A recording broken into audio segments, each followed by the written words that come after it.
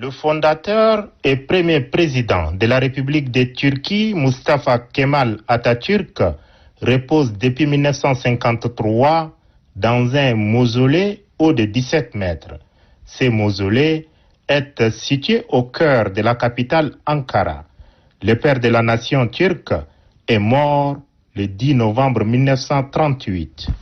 Si aujourd'hui la Turquie est citée parmi les 20 pays les plus riches du monde, force est de reconnaître qu'il y a eu un homme, Mustafa Kemal Atatürk, qui aux premières heures de la fondation de la Turquie a consacré toute sa vie et son énergie à la lutte de libération.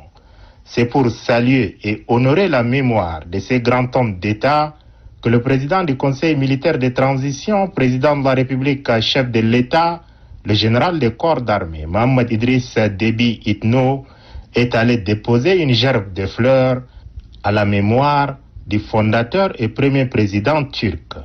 Il s'est incliné ensuite au mausolée.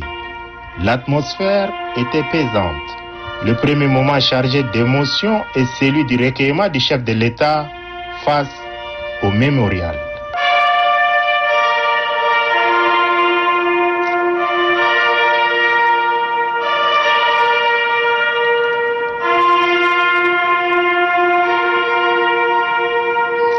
L'autre moment fort est celui de la signature du livre d'or par le président de la République. Mohamed Idriss Déby Itno a écrit de sa plus belle plume son message de sympathie en ces termes. La Turquie est devenue aujourd'hui un grand et beau pays grâce à Atatürk. Ses premiers jalons de bâtisseur et père fondateur de la nation furent décisifs. Je m'incline devant sa mémoire avec respect et honneur. Que son œuvre de digne héritier de l'Empire ottoman se perpétue de génération en génération. Fin de citation.